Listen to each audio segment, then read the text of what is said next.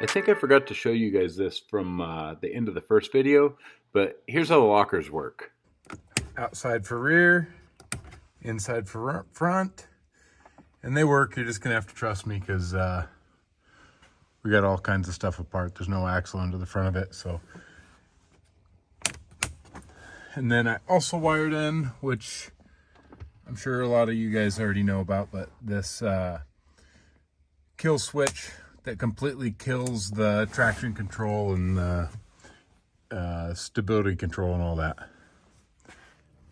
There's another thing I wanted to talk to you guys about. I think we're gonna do the Rubicon Trail and maybe Fordyce and Barrett Lake, maybe a different one. I don't know, probably 3 trails down Northern California.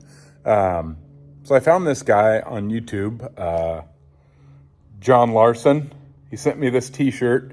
I've been talking with him a little bit about all the logistics of doing the Rubicon Trail, like where to park your truck and trailer overnight where bears aren't going to get into it if you got food in there, where to camp on the trail, how much stuff you got to bring in a vehicle that doesn't hardly have any room in it, and like how long it takes to get from, say, Fordyce to Rubicon. Like, there's not a lot of that info on the internet. And if you check out this guy's channel, I'll put a link in it. He has a video that covers all that logistical information. It was super helpful for us. So go check him out. If you're thinking about doing the Rubicon Trail, this is the guy to watch. So he's got some good info.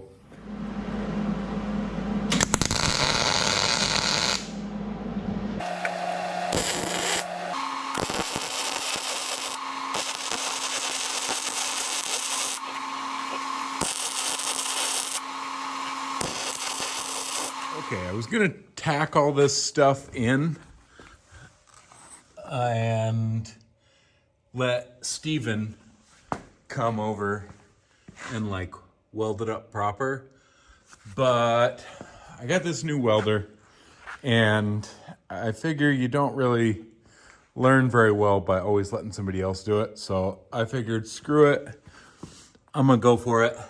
And no, these welds are not pretty. You guys can make fun of them all you want, that's fine, because I'm by no means a professional welder. But I got it done, and I think they'll hold plenty fine. I had lots of penetration, I'm sure, because I had that baby cranked up pretty good. But it's done now, so as far as that part goes, as far as the skids and then that little brace, still got to do the track bar, still got to do the sleeves. The other thing I'm doing today, probably the last thing because it's getting kind of late and it's Sunday night, is I'm going to wire up these round LED taillights to the factory plug. And I got the Moto built round LED plates that go where the factory taillights did. They look really good on other Jeeps. I don't like the trailer lights basically that Jeep comes with, so I'm gonna do that. You got the red is your brake and turn, brown is tail, white's reverse, and black is ground. I've figured out what the factory plug is. So you got black is still ground. You got the green with a white stripe, that's reverse, or white with a green stripe. And then you got white with a purple stripe, that's tail. And then the white with a yellow stripe, that is your turn and brake. So pretty easy. We're gonna wire that up now and get these things plugged in, make sure they work. I don't have the little plates yet. Those should be here in a couple days.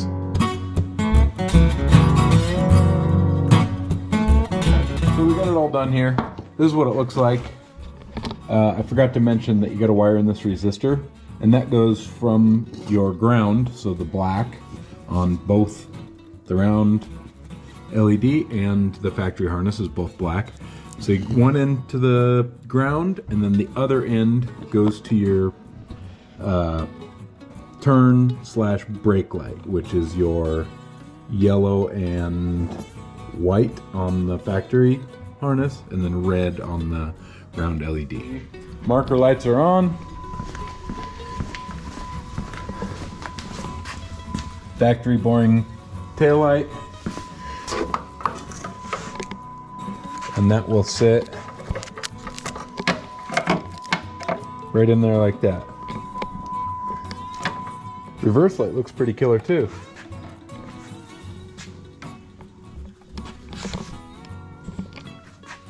Should be bright enough. It's got to be brighter than the factory one over there. Well, we got the diff tore down. So everything's sitting here. Everything looks really good shape. Just 410 gears, we don't want that. And then I finished up both tail lights, waiting on the plates still. And I think I'm gonna call it a day, go eat some dinner. Okay, time for an update. It's been a couple days. I had the skids welded on the control arms and this little brace here. And I had some gaps at the top right here where they met the axle tube. And so I was gonna have Steven come up and weld them. He came up. As soon as he struck an arc, he was like, oh, what the heck, man, you got no gas on your welder.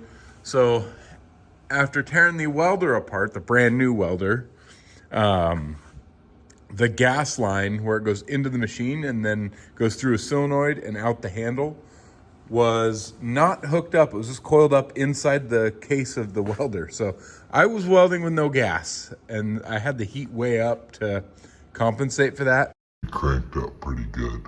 So we got the welder fixed, and I think my welds look a lot better now.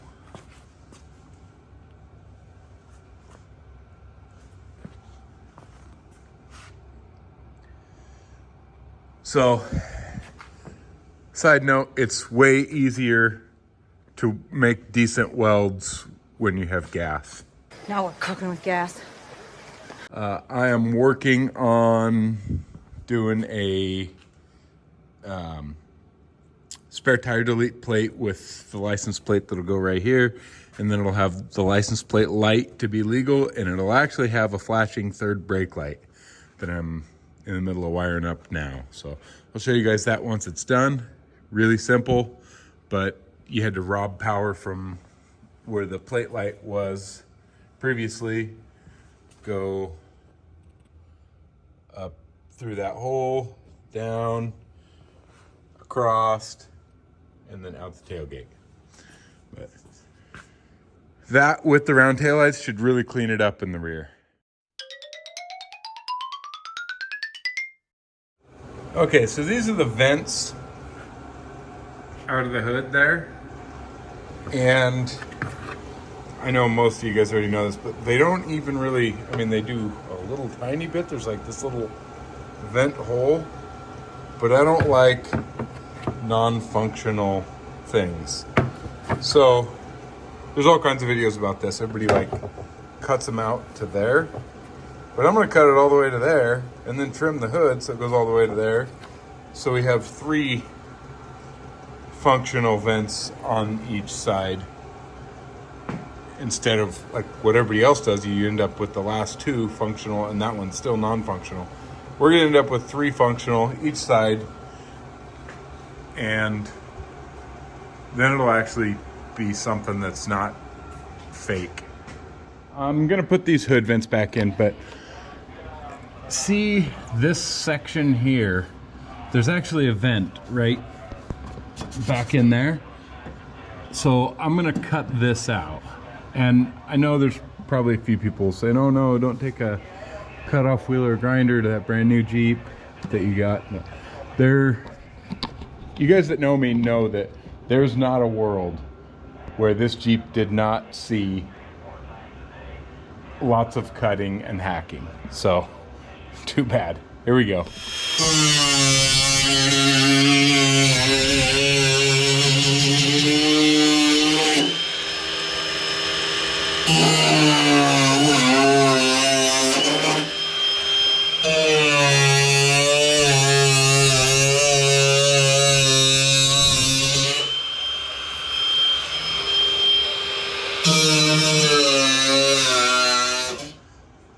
Okay, so much better.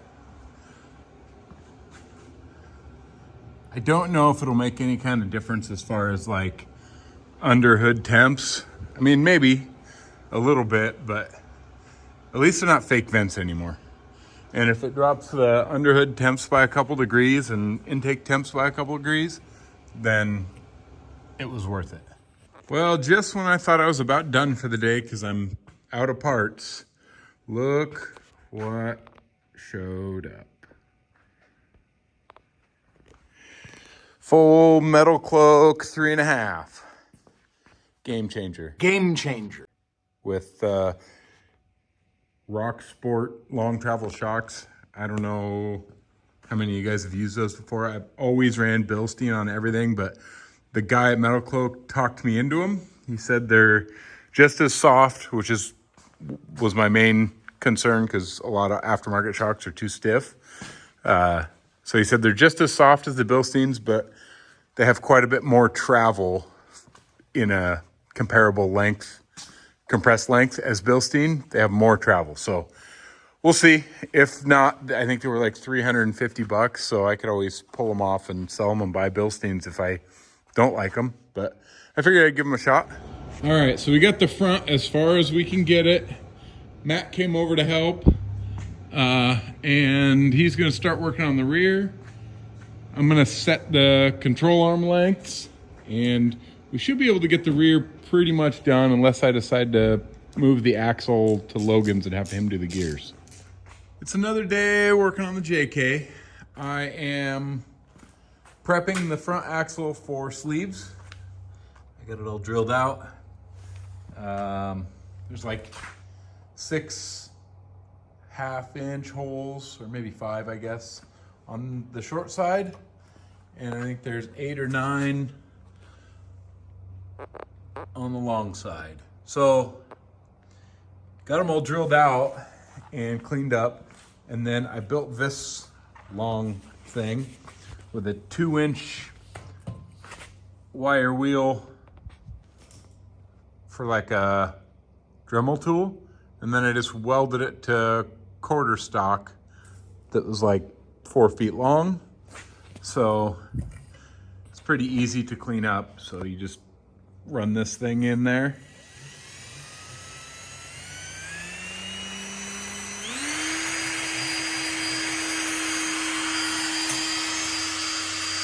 It cleans it up. And then it'll be ready for the tubes to slide in as soon as they show up here and weld it out.